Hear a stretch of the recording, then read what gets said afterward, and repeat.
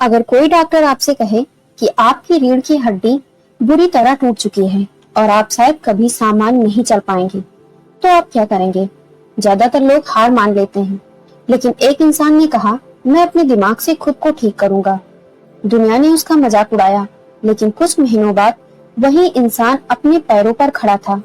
उसका नाम था डॉक्टर जो डिस्पेंजा। 1962 में अमेरिका में जन्मे जो डिस्पेंजा बचपन से ही जानना चाहते थे कि इंसान का दिमाग आखिर कैसे काम करता है। उन्हें हमेशा लगता था कि शरीर से भी ज्यादा शक्तिशाली हमारी सोच होती है। उन्होंने कायरोप्रैक्टिक की पढ़ाई की और इंसानी शरीर को समझना शुरू किया, लेकिन उन्हें नहीं पता था कि कुछ साल बाद उनकी सबसे बड़ी परीक्षा आने वाली है।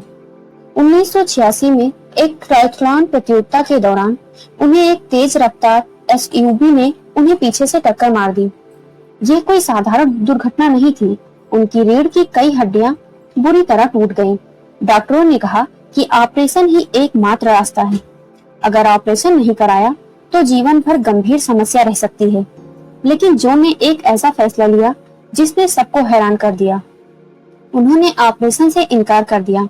उन्होंने कहा, अगर मेरा दिमाग मेरे शरीर को बीमार कर सकता है तो वही दिमाग उसे ठीक भी कर सकता है।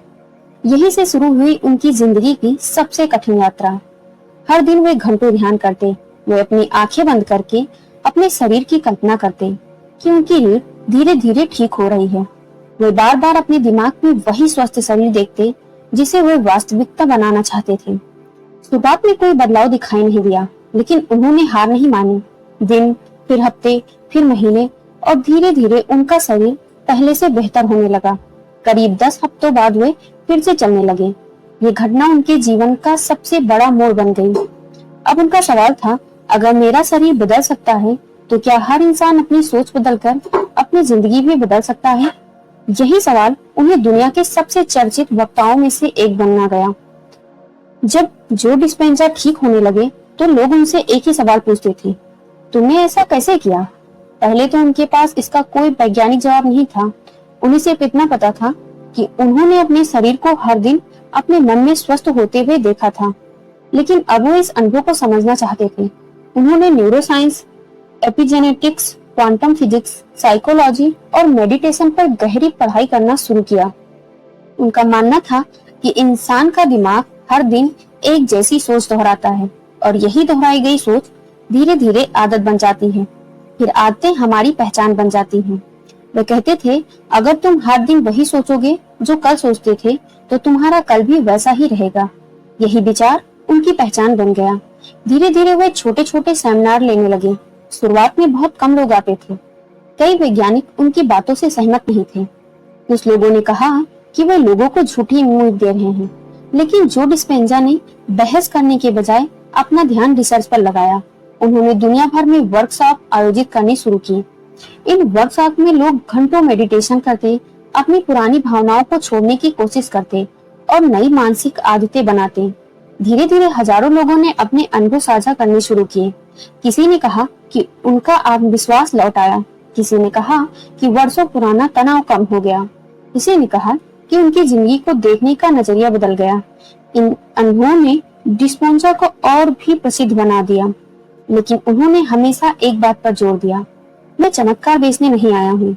मैं ये समझना चाहता हूँ कि दिमाग और शरीर का रिश्ता हमारी कल्पना से कहीं ज्यादा गहरा है।